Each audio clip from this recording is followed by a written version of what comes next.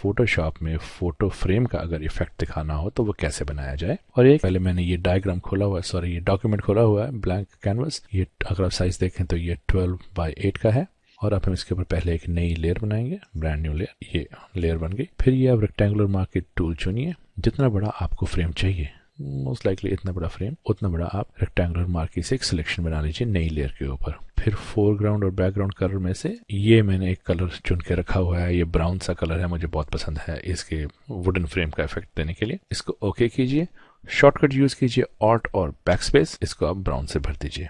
Control D करके D select कीजिए। अब आपको जितनी फ्रेम की जो लकड़ी की जो फ्रेम की जो थिकनेस है, जो उसकी मोटाई है, कितना बड़ा आपको फ्रेम चाहिए, उसके हिसाब से आप इसको यहाँ पर इनर मार्की टूल लीजिए और सिर्फ डिलीट कर दीजिए। कंट्रोल डी डी सेलेक्ट कीजिए। अब ये हमारी बेसिक फ्रेम तैयार होगी। कंट्रोल एल करके लेवल्स लेके आइए और ये जो आउटपुट इनपुट स्लाइडर्स हैं इनको आप फॉरवर्ड मूव कीजिए। ये देखिए ये डार्क ब्राउन, ये आपको आई बॉल करके खुद देखना पड़ेगा जो कलर जैसा आपको पसंद है। मैंने तो ब्राउन कलर डाला है, आप ब्लैक डाल सकते हैं, सिल्वर बना सकते हैं, जो आपको पसंद हो। अब हमने क्या करना है, अब जैसे फ्रेम जब दीवार पर टंगी होती है तो वो लकड़ में उसको 3 डायमेंशनल इफेक्ट आता है। वो बनाने के लिए लासो पॉलीगोनल लासो टूल चुनिए, ये लीजिए यहाँ पे।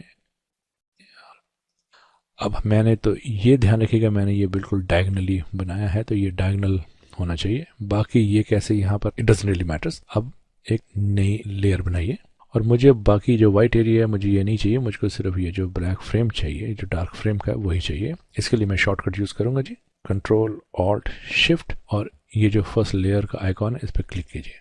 ये शॉर्टकट है इंटरसेक्ट करने का, तो ये इंटरसेक्ट होगी। ग्रेडियंट लीजिए, normal black to white gradient, shift की दबा के ताकि सीधी लाइन खींचे इसको यहाँ से ऐसे। और अब कंट्रोल डी डी सेलेक्ट कर दीजिए। ओपेसिटी घटा के ले आइए इसकी करीबन यहाँ पे 29-30%। तो ये यहाँ पे आप देखिए डायमेंशनल डेप्थ आ गई। इस फ्रेम को अब हम इस लेयर को नाम भी दे देते हैं। डबल क्लिक कीजिए, यहाँ पे टॉप लेफ्ट लिख देते हैं इसको। इसकी ज़रूरत नहीं है, वैसे हमें नाम लिखने की ज़रूरत नहीं है, बाद में हम इसको मर्ज कर देंगे, लेकिन फिर भी फॉर डेमोन्स्ट्रेशन पर्पसेस जैसे मैं हमेशा कहता हूँ कि लेयर्स को नाम दीजिए और डुप्लीकेट बना के चलिए, तो उसी सिलसिले में मैं ये कह रहा हूँ। फिर पॉलीगोनल लासो टूल चुनिए, यहाँ से फिर वही शॉर्टकट कंट्रोल ऑल्ट शिफ्ट, और ये जो मास्टर लेयर है इसके ऊपर क्लिक कीजिए। इंटरसेक्ट हो गया। नई लेयर बनाइए, ग्रेडियंट टूल लीजिए, यहाँ से शुरू कीजिए, शिफ्ट दबाइए ताकि वो सीधी लाइन आए और यहाँ पे छोड़ दीजिए। कंट्रोल डी करके डी सेलेक्ट। ओपेसिटी फिर इसकी घटा के आई बॉल करके जहाँ आपको पसंद आती है वहाँ। अब फिर से हम पॉलीगोनल लासो टूल लेते हैं, यहाँ से ऐसे डायगोनल, फिर से वही शॉर्टकट कंट्रोल ऑल्ट शिफ्ट और मास्टर लेयर के ऊपर क्लिक। नई लेयर बनाइए, ग्रेडियंट टूल लीजिए, शिफ्ट दबाइए और ये बन गया। कंट्रोल डी करके डी सेलेक्ट कीजिए, ओपेसिटी कम कर दीजिए। आखिरी बार लासो टूल लीजिए, यहाँ सेलेक्ट हो गया। Control alt shift master layer पर क्लिक कीजिए, इंटरसेक्शन बन गई। नई लेयर बनाइए, ग्रेडियंट टूल लीजिए, शिफ्ट दबाइए और छोड़ दीजिए। कंट्रोल डी करके डी सेलेक्ट कीजिए, ओपेसिटी कम करके।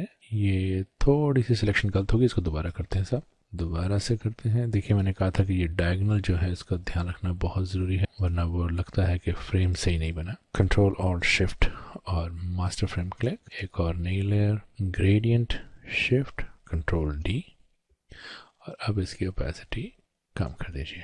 अब ये हमारी एक बेसिक फ्रेम की शक्ल सामने आ गई। अब इसको और डेप्थ देने के लिए हम इस पे एक ड्रॉप शेडो डालेंगे।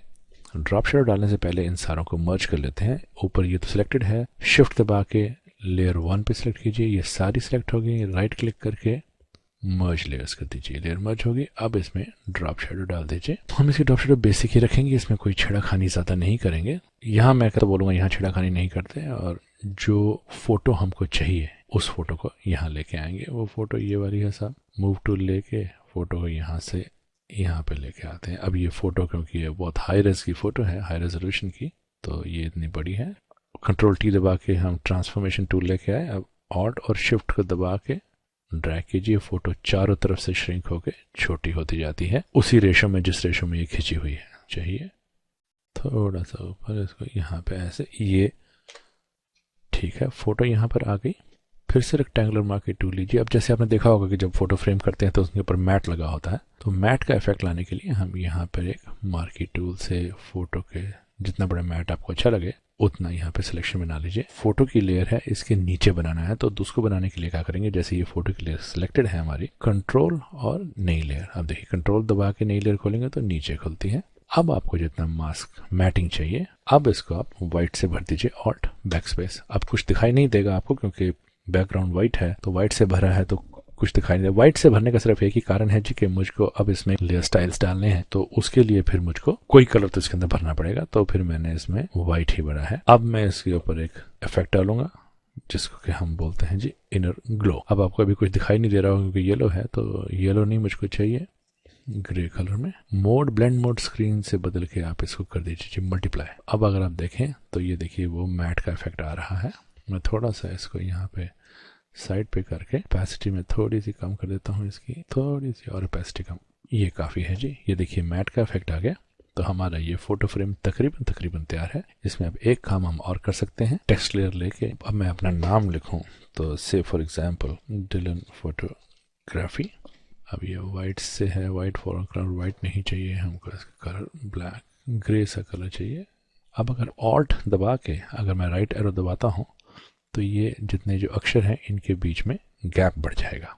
ये देखिए अगर मैं ऑल्ट दबा के राइट एरो दबाऊंगा तो गैप बढ़ेगा, ऑल्ट को दबा के अगर मैं लेफ्ट एरो दबाऊंगा तो ये जो अक्षरों के बीच में गैप है ये कम होता जाएगा। ये तकरीबन तैयार है। अब इसमें और कुछ नहीं करना है, थोड़ा सा इसकी ओपेसिटी जरूर कम कर देते हैं ताकि लोगों का ध्यान पहले फोटो पर पड़े, फिर उसके ऑथर पर 53% पे ले आते हैं। ये फोटो का इफेक्ट तैयार है साहब। सिर्फ एक काम करना बाकी रह गया है, अगर वो आप करना चाहें तो इस फोटो को, जो हमारी ये फ्रेम की फोटो है, अगर इन दोनों को आप सिलेक्ट कर लें और ये दबा दें तो ये दोनों अब सेंटर में अलाइन हो गई। तो सब ये था आज का मेरा ट्यूटोरियल।